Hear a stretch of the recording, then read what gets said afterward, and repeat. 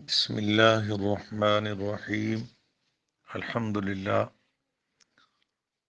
آج بروز منگل 2 جون اللہ تبارک و تعالیٰ کی خصوصی مہربانی، اللہ تعالیٰ کے خاص فضل و کرم سے اس کی مقدس کتاب قرآن شریف کا سبق پڑھنا نصیب ہو رہا ہے۔ یقیناً یہ بہت بڑی سعادت اور اللہ تعالیٰ کا خاص فضل و کرم ہے۔ آج اللہ تعالیٰ کی خاص مہربانی سے 15واں رکوع، پہلے سپارے کا 15واں رکوع انشاءاللہ جتنی سطریں پڑھنا نصیب ہوئی۔ اعوذ باللہ من الشیطان الرجیم، میں پناہ مانگتا ہوں اللہ تبارک و تعالی کی شیطان مردود کے شر سے۔ بسم اللہ الرحمن الرحیم، اللہ تبارک و تعالی کے بابرکت نام سے شروع کرتا ہوں جو بڑا مہربان نہایت رحم فرمانے والا ہے۔ کلام باری تعالی اس طرح ہے، یا بنی اسرائیل اذکروا نعمتی التی انعمت علیکم وانی فضلتکم علی العالمین۔ اے بنی اسرائیل، یاد کرو میری وہ نعمت جو میں نے تم پر فرمائی، خصوصاً یہ کہ میں نے فضیلت دی تمہیں اس زمانے کے سب لوگوں پر۔ واتقوا یوما لا تجزی نفس عن نفس شیئا لا يقبل منها عدل ولا تنفعها شفاعة ولا هم ينصرون۔ اور ڈرو اس دن سے کہ نہ پکڑا جائے گا کوئی کسی کے بدلے اور نہ قبول کیا جائے گا ان سے مالی تاوان، اور نہ نفع دے گی انہیں کوئی سفارش، نہ ہی ان کی امداد کی جائے گی۔ ان دونوں مقدس آیات کی تشریح پر کافی گفتگو ہوئی ہے، مجھے یقین ہے کہ آپ کو یاد ہوگی اور یاد ہونی چاہیے۔ ایک تو بنی اسرائیل، میں نے عرض کیا تھا کہ کم و بیش 70,000 نبی بنی اسرائیل میں آئے اور 4,000 سال تک سلسلہ جو ہے بنی اسرائیل کا ایک مقام کہ نبوت کا رتبہ انہی میں رہا۔ تو یہ بہت بڑی فضیلت، دیگر احسانات کی فہرست بڑی لمبی۔ دوسری آیت کا بھی ترجمہ کے ساتھ تشریح گزری کہ بروز قیامت کسی کے بدلے کوئی دوسرا نہیں پکڑا جائے گا، اور جو لوگ با ایمان نہیں ہیں ان کی شفاعت کا ان کو حق نہیں دیا جائے گا اور ان کی مدد بھی نہیں کی جائے گی۔ اس پر کافی گفتگو ہوئی، اگر آپ جناب کو یاد ہو کہ دنیا میں جس طرح ہماری مادری زبان میں مشہور ہے، کرے کوئی تے پرے کوئی، لوگ پیسے دے کے بڑے بڑے اپنے جرائم کو چھپا لیتے ہیں اور اس کے بدلے میں کوئی غریب مارا جاتا ہے۔ فرمایا بروز قیامت کوئی کسی کے بدلے نہیں پکڑا جائے گا، اور پھر ایسے لوگوں کی جو با ایمان نہیں ہے ان کی شفاعت کا ان کو حق بھی نہیں دیا جائے گا، اور پھر ان کی مدد بھی نہیں کی جائے گی۔ اور یہاں میں نے عرض کیا تھا کہ کچھ ایسے فرقے پیدا ہو گئے ہیں جو معاذ اللہ رسول پاک صلی اللہ علیہ وسلم کی شفاعت کے بارے میں کچھ غیر ذمہ دارانہ گفتگو کرتے ہیں، اللہ ان کو ہدایت بخشے۔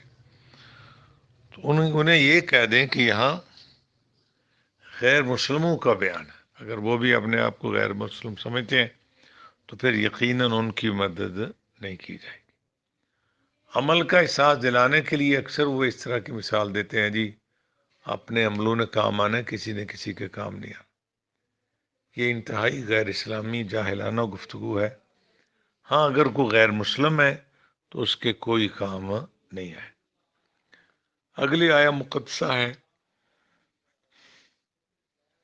وَإِذِ ابْتَلَى إِبْرَاهِيمَ رَبُّهُ بِكَلِمَاتٍ فَأَتَمَّهُنَّ، اور یاد کرو جب آزمایا ابراہیم علیہ السلام کو اللہ نے چند باتوں سے تو انہیں وہ پوری طور پر بجا لائے.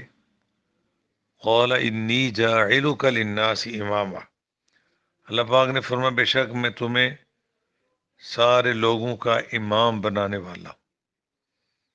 قَالَ وَمِن ذُرِّيَّتِي، عرض کی مولا میری اولاد سے بھی. قَالَ لَا يَنَالُ عَهْدِ الظَّالِمِينَ، فرمایا میرا وعدہ ظالموں تک نہیں پہنچتا. سامعین کرام، سیدنا ابراہیم علیہ السلام کو اللہ نے آزمایا. اس میں اللہ فرماتے ہیں دیکھو آج ہم معمولی درجے کے اساتذہ کی صف میں بہت ہی معمولی درجہ رکھنے والے ایک ادنا سے لوگ ہیں، تو ہمیں کو پوچھتے ہیں کہ اس بچے نے کتنے نمبر لیے ہیں. ہم کہہ جی بمشکل 22.5 نمبر، آدھے نمبر کی رعایت دے کے اس کو پاس کیا ہے. تو چونکہ 33 والا پاس ہوتا ہے، یا پھر اس نے اتنے 100 میں سے اتنے لیے، تو ممکن ہے ہماری گفتگو میں کہیں کمزوری ہو، یا ہم اس کو نمبر دینا نہیں چاہ رہے، یا ہمیں نمبر دینا آتے نہیں. یہ بھی تو بات ہے. میرے پاس اسلامیات کے پیپر آتے ہیں، میں چیک کرتا ہوں. یقین جانو استادوں کی بات فرمائے، جس بچے کا آدھا بھی نمبر حق ہے اس کا ایک پیپر کو، ظاہر ہے ہمیں اس کے وہ بورڈ والے پیسے دیتے ہیں، بالکل کوئی شک نہیں. فرماتے تھے ایک سے زائد بار پیپر چیک کرو، بچے کی رائٹنگ بھی دیکھو، بچے کا دیکھو اس نے مدعا. اصل میں جو چیز استاد دیکھنی ہوتی ہے کہ بچہ سوال کی جو حیثیت ہے اس کو اس نے جانا، یعنی وہ بات کا اصل بیان کر سکا کہ نہیں، اس کو مدعا کہتے. یہ تو ضرور دیکھ رہے ہیں، اس پر تو کوئی رعایت نہیں ہے نا. تو فرمایا کوشش کیا کرو بچے کا کوئی نمبر آپ کٹے نہ، جو اس کا حق بنتا ہے اس سے تھوڑا سا زیادہ دے. زیادہ دینا انصاف نہیں ہوتا، لیکن تھوڑا سا احسان کرنا ضروری ہوتا. آج دنیا میں اساتذہ پھر ان کے اوپر جنہوں نے ہمیں پیپر چیک کرنا سکھائے تھے، وہ پھر ان سے بھی کوئی بڑے ضرور ہوں گے. ظاہر ہے یہ علم اس طرح منتقل ہوتا ہوا ہے. ہم بتاتے ہیں کہ یہ بچہ اس نے 80% نمبر لیے ہیں، 70% لیے ہیں، اس کے اسم پیپر میں اتنے، اس کے اس میں اتنے. کائنات والو، اس آیہ مقدسہ میں میرا پاک رب سیدنا ابراہیم خلیل اللہ علیہ السلام کے بارے میں فرما رہے ہیں کہ انہوں نے کتنے نمبر لیے تھے. سبحان اللہ، سبحان اللہ. اللہ پاک فرماتے ہیں یاد کرو اس وقت کو جب آزمایا کہ رب نے ابراہیم علیہ السلام کو بکلمات، چند باتوں سے، فاتمہن، زمانے والوں سنو، ابراہیم علیہ السلام کامیاب ہو گئے، پوری طور پر بجا لائے. سبحان اللہ. سیدنا ابراہیم علیہ السلام کے بارے میں اگر آپ کو کچھ یاد ہو، میری کو پچھلی گفتگو، یہ ان کے بارے میں ہماری اسلام کی کتابوں میں اس طرح لکھا ہوتا ہے شیخ الانبیاء. شیخ کا معنی ہوتا ہے بڑا، جناب، محترم، محتشم، مکرم، نبیوں کے بابے. جس طرح ہمارے کہتے ہیں فلاں قبیلے کا بابا ہے، یا فلاں خاندان کا بابا ہے. اس طرح کہتے ہیں مولانا ظفر علی خان رحمۃ اللہ علیہ کو بابا صحافت، تو قائد اعظم رحمۃ اللہ علیہ کو بابا قوم، فلاں قوم کے بابے. تو اس طرح ابراہیم علیہ السلام کو نبیوں کا بابا کہا جاتا ہے. سبحان اللہ. ابراہیم علیہ السلام پیغمبروں کے بابے. سبحان اللہ. تو ان کو جد الانبیاء بھی کہو تو بالکل درست ہے، شیخ الانبیاء بھی کہو تو بالکل درست ہے. بڑی ان کی شان. ان پر آزمائشیں جو آئی تھی، اگر آپ کو تھوڑا سا اسلامی مطالعہ ذہن میں ہو، ان کی پیدائش سے پہلے کے حالات جو نمرود کی حکومت میں تھے، کہ جس طرح فرعون نے اپنی حکومت و اقتدار کو بچانے کے لیے بہت سارے بچے ناحق قتل کرائے، اس طرح نمرود کا بھی واقعہ اس طرح ملتا جلتا ہی ہے. ان کے خواب بھی ملتے جلتے ہیں. ان حالات میں کہ جب شوہروں کو بیویوں سے دور اور بیویوں کو شوہروں سے دور رکھا جا رہا، پیدا ہونے والے بچوں کو قتل کرا دیا جاتا، تو یہ اس لیے کہ تاکہ آنے والا بچہ کوئی حکومت سے ٹکر لینے والا وہ بچہ دنیا میں ہی نہ آ سکے، اگر آئے آتے ہی مار دیا جائے۔ اس آزمائش سے بھی اللہ تعالیٰ نے ان کو پاس فرمایا۔ پھر آپ کو نمرود کے سامنے پیش کرنا، آپ کا اس کے ساتھ مکالمہ بازی بڑی شان سے فرمایا، میرا اللہ زندگی اور موت دیتا ہے۔ اس نے کہا یہ تو میں بھی کر سکتا ہوں۔ قید خانے کے دو لوگوں کو بلایا، ایک کو سزا دے دی موت کی، دوسرے کو بری کر دیا۔ آپ سمجھ گئے کہ یہ زندگی موت کی حقیقت سے ناواقف۔ آپ نے فرمایا میرے اللہ کی شان ہے سورج مشرق سے چڑھا کے مغرب میں غروب، اگر تیرے میں کوئی خدائی والی بات ہے تو اس کے برعکس کر دے۔ قرآن شریف کے پاکیزہ کلمات ہے، فبہت اللہ جی کافر کے ہوش اڑ گئے۔ کس طرح مشکلات سے گزر رہے تھے، کس طرح اس کا سامنا کر رہے تھے۔ پھر اس نے سوچا کہ ابراہیم علیہ السلام مجھے تو رب ماننے کے لیے تیار نہیں، خوفناک آگ جلا کے آگ میں پھینک دیا گیا۔ یہ بات کہنے میں کتنی آسان ہے، سوچو ذرا۔ اللہ کے پیغمبر علیہ السلام کے پاس جبرائیل علیہ السلام آ رہے، عرض کرتے آگ بالکل قریب ہے، ان قریب آپ کو ڈالا جا رہا ہے، کوئی میرے لائق حکم ہو۔ آپ نے فرمایا مجھے تجھ سے کوئی حاجت نہیں۔ جبرائیل علیہ السلام عرض کرتے ہیں پھر جس سے حاجت ہے اس سے عرض کرو۔ فرمانے لگے میں کیا عرض کروں، وہ میرا حال دیکھ رہا ہے۔ سبحان اللہ، یہ مقام ابراہیم علیہ السلام۔ مشکل کے وقت اللہ کو پکارنا بالکل بھی کوئی غلط بات نہیں، بلکہ بہت ہی اعلیٰ بات۔ استاد فرماتے تھے یہ مقام ابراہیم علیہ السلام۔ انہوں نے فرمایا اس طرح بڑا لاڈلا بچہ دیکھ رہے کہ میں کہوں وہ دیکھ رہے، اس طرح کی مثالیں دے کے ہم جب بھی اللہ تعالیٰ کی ذات کے بارے میں مثالوں کا سہارا لینا پڑتا، سمجھتے ہیں میرا بھائی، میرا باپ، میرا کوئی بڑا، میرا کوئی محسن، یہ مثالیں دے دو، پھر کائنات میں کوئی مثال، کوئی رشتہ رب کے رشتے کے برابر تو نہیں۔ تو اللہ تبارک و تعالیٰ نے وہاں سے بھی ان کو سرخرو فرمایا۔ پھر ایک ظالم بادشاہ نے جسے آپ کی اہلیہ مکرمہ کی بیعت بھی کرنی چاہیے، اللہ نے وہاں سے بھی ان کو سرخرو فرمایا۔ پھر سیدنا ابراہیم علیہ السلام کو اللہ نے حضرت ہاجرہ کے بطن پاک سے اولاد اسماعیل علیہ السلام بخشے، اور پھر قرآن شریف کے وہ کلمات ملتے ہیں، میں نے 1-2 دن پہلے پڑھے تھے۔ آپ نے فرمایا او بیٹے میں نے خواب میں دیکھا ہے، قال یا بنی، اے میرے بچے، خواب میں دیکھا انی ارا فی المنام، دیکھا کیا ہے نیند میں، انی اذبحک، کہ میں تجھے ذبح کر رہا ہوں، فانظر ماذا ترا، بتا میرے شہزادے تیرا کیا ارادہ۔ یہ بات میرا پاک رب سنا رہا ہے کہ افعل ما تو عمر، سعادت مند بیٹے نے عرض کیا ابا جی جو آرڈر ہے کر گزریے۔ یہ فیضان نظر تھا کہ مکتب کی کرامت تھی، سکھائے کس نے اسماعیل کو آداب فرزندی۔ اللہ فرماتے ہیں میرے ابراہیم علیہ السلام کے پیارے نور نظر اسماعیل علیہ السلام نے عرض کیا ابا جی افعل ما تو عمر، جو آرڈر ہے کر گزریے، اگر میرے مالک نے چاہا ستجدنی انشاءاللہ، اگر میرا مالک چاہے گا تو من الصابرین، آپ مجھے صابروں میں پائیں گے۔ آپ وہاں بھی سرخرو ہوتے۔ یہ کتنی منازل تھی، یہ کوئی آسان بات ہے؟ آگ میں ڈالا جا رہا تو سرخرو ہے، اور پھر اس مشکل ترین وقت میں آپ نے جبریل علیہ السلام کو فرمایا مجھے کسی سے حاجت نہیں۔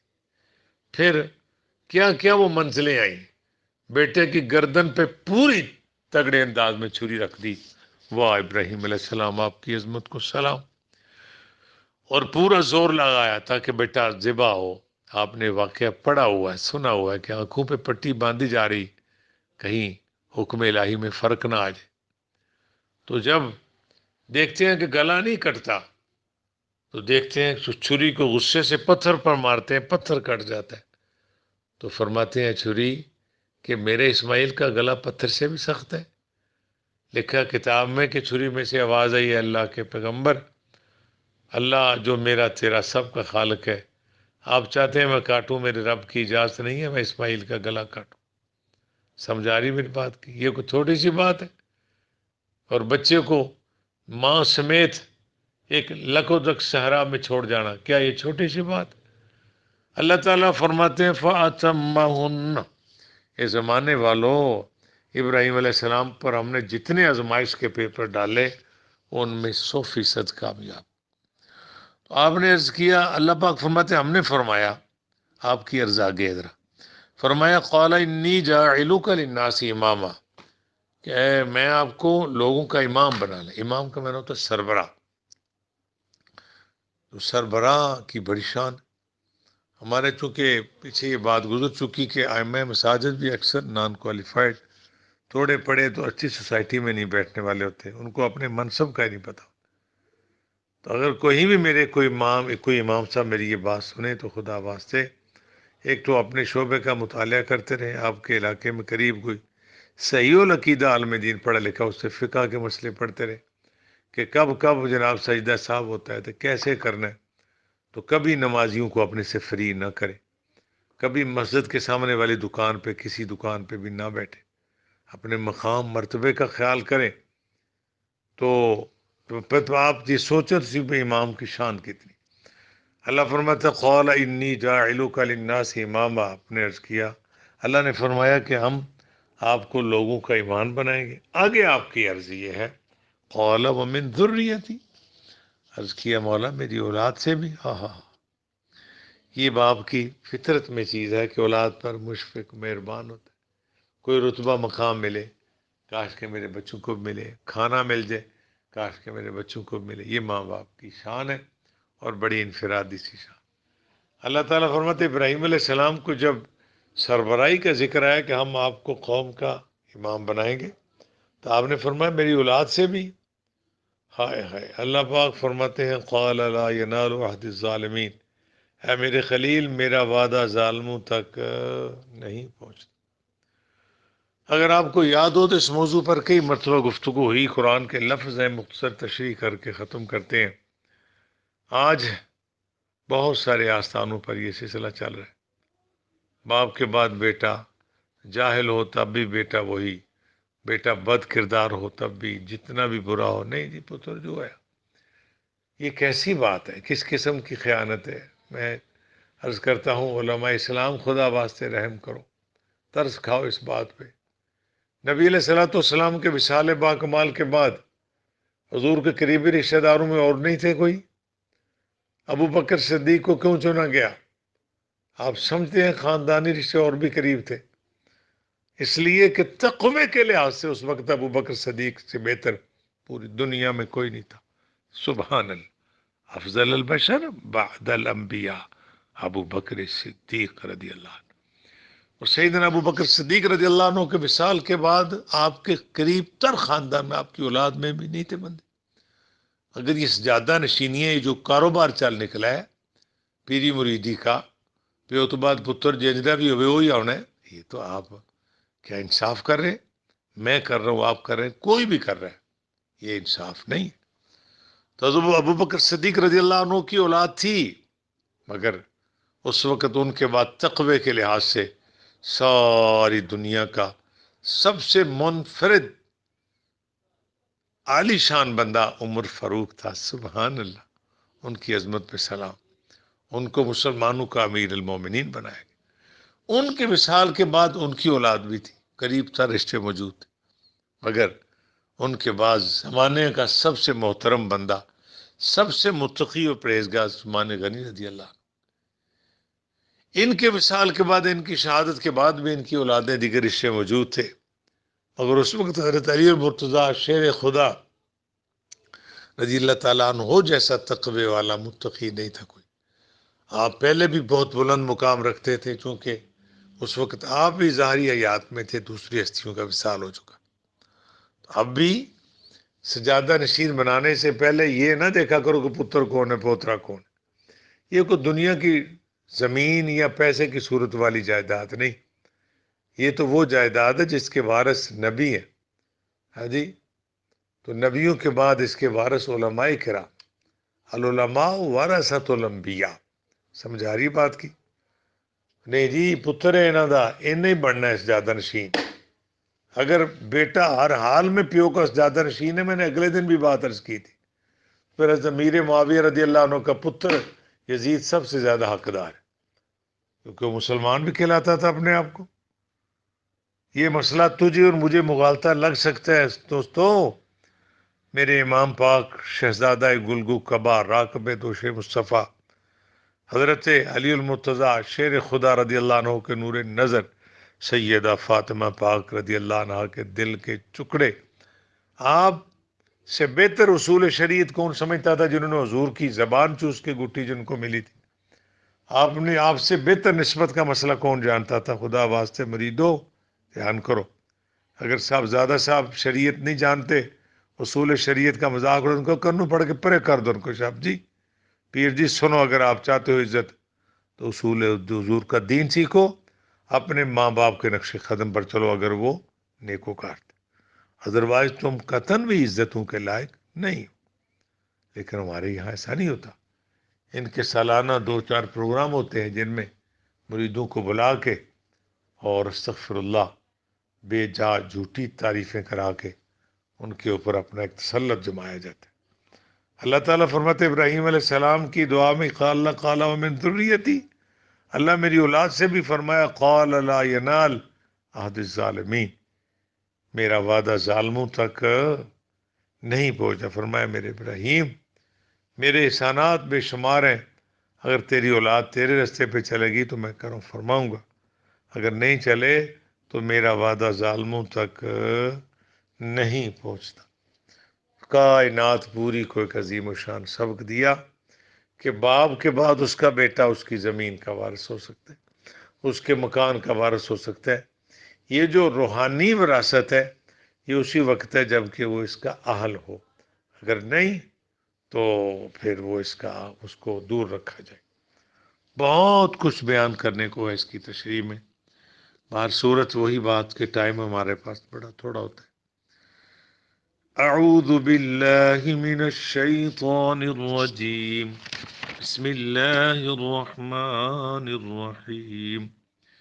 یا بنی بنی یا کھڑی زبر یا با زبر با یا با نون دیر یا نی نون زیر یا مد چھوٹی. یا بنی اسرائی را زبر الف بڑی مد، الف زیر سن اس را زبر الف بڑی مد را حمزہ زیر یا ای. اسرائی لذکروا نعمتی التي انعمت علیکم وأني فضلتكم على العالمين واتقوا سبحان الله واتقوا يوما لا تجزي نفس عن نفس شيئا ولا يقبل. شين زبر شيء حمزہ زو زبر وا زبر با شيئا و لام زبر لفلا کیا بنا شیئا ولا یقبل، یا پر پیش قاف ساکن یہ بڑا کاف. یقبل منها عدل ولا تنفعها شفاعة ولا هم ينصرون ولا هم هادو کو والی ولا هم ينصرون. وإذ ابتلى إبراهيم ربه بكلمات فأتمهن قال إني جاعلك للناس إماما قال ومن ذريتي قال لا ينال عهد الظالمين. پڑھیے صدق اللہ العظیم وصدق رسولہ النبی الکریم. خدایا تیرا شکر، کروڑ احسانات، لا تعداد تیری کرم نوازیاں، تیری توفیق سے گناہگاروں کی یہ سعادت ملی، قبول فرما. اس عمل خیر کی پر جو تو نے راضی ہو کے ثواب عطا کیا ہے حضور رسول پاک علیہ الصلوۃ والسلام کو، اور حضور کے توسل پاک سے انبیاء، صلحاء اور شہداء کو اس کا ثواب، بالخصوص ہمارے ماں باپ کی بخشش، ان کے درجے بلند فرما. ہماری اولادوں کی خیر، ہمارے بچے بچیوں کو شرم و حیا عطا فرما. نماز اور قرآن شریف کا شوق عطا فرما. قیامت تک ہماری نسلوں میں کوئی بے دین، گمراہ، بد مذہب نہ پیدا ہو. ہر مسلمان کی اولاد اس کے لیے باعث عزت ہو، باعث فخر ہو اور باعث بخشش بھی ہو. بیماروں کو شفا دے یا اللہ، بیماروں کو شفا دے. یہ وائرس جس کی وجہ سے پوری دنیا کا ہر انسان جو باشعور ہے وہ پریشان ہے، یا اللہ اس بیماری سے بچا. انسانوں کو یا اللہ اس مرض سے محفوظ فرما، جو اس میں شہید ہو چکے اللہ ان کو اپنی جنت کا وارث بنا۔ میرا پیارا وطن پاکستان قیامت تک آباد و شاد رہے۔ افواج پاکستان کے حوصلے بلند فرما، دیگر فورسز جو میرے پاک وطن کا دفاع کرتے ہیں یا اللہ ان کی مدد فرما، ان میں اگر کوئی کمزور مزاج لوگ ہیں ان کو سچی توبہ کی توفیق عطا فرما، خیر و برکت فرما یا اللہ۔ جتنے تیرے بیمار بندے ان کو شفا دے۔ ہمارے وزیر آباد تحصیل کا عظیم قصبہ سودرا شریف میں ہمارے عزیز شہزاد صاحب کے والد گرامی محترم مہر محمد اسلم صاحب، بڑے ہمارے ان سے اچھے نیک تعلقات، بڑی قدر کرنے والے، وہ بیمار ہیں۔ آپ نیک لوگ ہیں، انہوں نے دعا کے لیے مجھے فرمایا جہاں جہاں یہ آواز جاری دعا کرنا، اللہ کریم ان کو شفا دے۔ بڑے اچھے بندے، بڑی عزت کرنے والے، بڑے علیل ہیں آج کل، اللہ تعالیٰ ان کی بیماری دور فرمائے، ان کے لوں سے، ان کے جوڑ سے بیماری دور فرمائے۔ جو بھی پریشانی آئی ہے ان کو اللہ تعالیٰ اس کے لیے، اس پریشانی سے نکلنے کا ان کو اللہ سبب بنائے۔ اللہ تعالیٰ خیر و برکت، اور کوئی بیمار ہے اللہ اسے بھی شفا عطا فرمائے یا اللہ، خیر و برکت فرما۔ صلی اللہ، جو مانگا ہے عطا فرما، نہیں مانگا بن مانگے عطا کر دے۔ ہمیں نہیں آتا مانگنا، پر آتا ہے تجھے دینا۔ عزت آبرو کی پاکیزہ حلال زندگی عطا فرما۔ جب موت کا وقت قریب ہو، فرشتہ پیغام موت لے کے سر پہ آ کھڑا ہو، تو گناہگار زبان پہ جاری ہو لا الہ الا اللہ محمد الرسول اللہ۔ اس کلمہ طیبہ کی برکت سے موت کی سختی اور عذاب قبر سے بچا لینا، اور بروز قیامت ہمارے پیارے نبی علیہ الصلوۃ والسلام کی شفاعت نصیب فرما یا اللہ۔ شفاعت رسول کا حقدار بنا، ہمارے دونوں جہان اچھے فرما۔ صلی اللہ تعالی علی رسول خیر خلقہ محمد وآلہ وصحبہ اجمعین برحمتک یا ارحم الراحمین۔